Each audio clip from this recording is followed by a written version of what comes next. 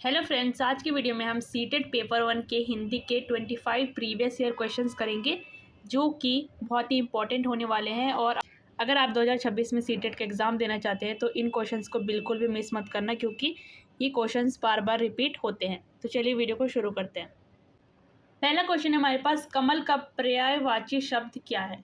यानी कि हमें कमल का पर्यायवाची शब्द बताना है। तो इसका राइट आंसर ए यानी कि पंकज।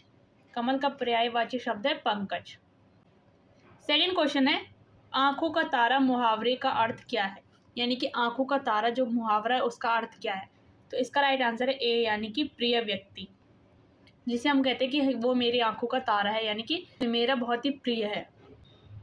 थर्ड क्वेश्चन है, निडर का विलोम शब्द, यानी कि निडर का विलोम शब्द क्या है?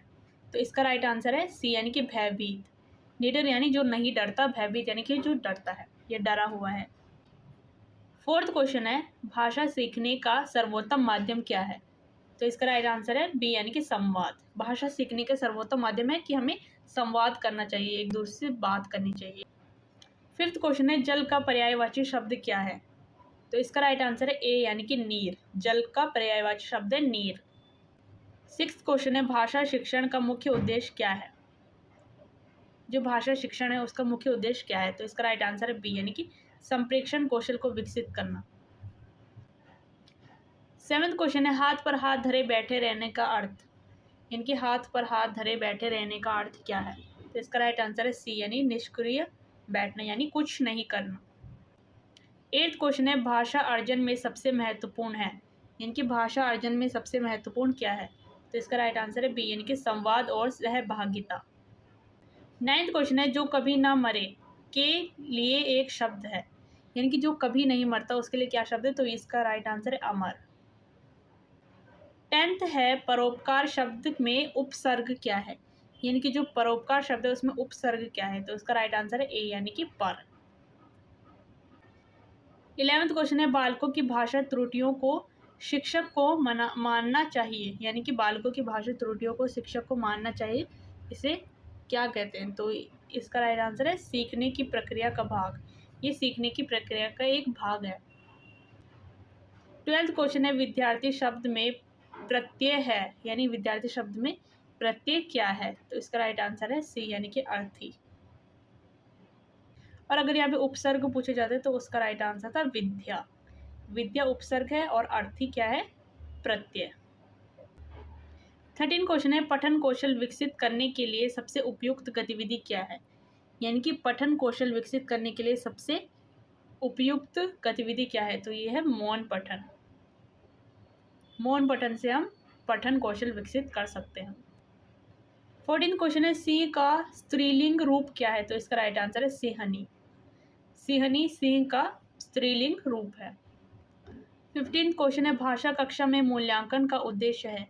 इनकी भाषा कक्षा में मूल्यांकन का उद्देश्य क्या है? तो यह है सी यानी कि सीखने में सुधार करना। 16वां क्वेश्चन है, अंधों में काना राजा मुहावरे का क्या अर्थ है? तो इसका राइट आंसर है बी यानी कि कम योग्य लोगों में अपेक्षाकृत योग्य व्यक्ति। यानी कि एक जो कम योग्य लोग हैं उनका एक समूह है और उसमें जो सबसे ज़्यादा योग्य है उसको हम कह सकते हैं, यानी कि अंधों में काना राजा। 17वां क्वेश्चन है, ईमानदार शब्द का विलोम क्या है? तो इसका राइट आंसर है बी यानी कि बेईमान। 18वां क्वेश्चन है, पुस्तकालय में शब्द में समास है। यानी पुस्तकालय शब्द में समास क्या है? तो इसका राइट आंसर है बी यानी कि तत्पुरुष। तत्पुरुष समास है इसमें। 19वां क्वेश्चन है, भाषा शिक्षण में श्रवण कौशल का अर्थ क्या है? यानी कि जो भाषा शिक्षण है उसमें श्रवण कौशल का अर्थ क्या है? तो इसका राइट आंसर है सी यानी कि सुनना। श्रवण मतलब सुनना। 20वां क्वेश्चन है, दूध का दूध पानी का अर्थ क्या है? यानी कि दूध का दूध पानी का अर्थ क्या है? तो इसका राइट आंसर है बी यानी कि न्याय करना। 21वां क्वेश्चन है, बच्चों को भाषा सीखने में सबसे अधिक सहायता मिलती है।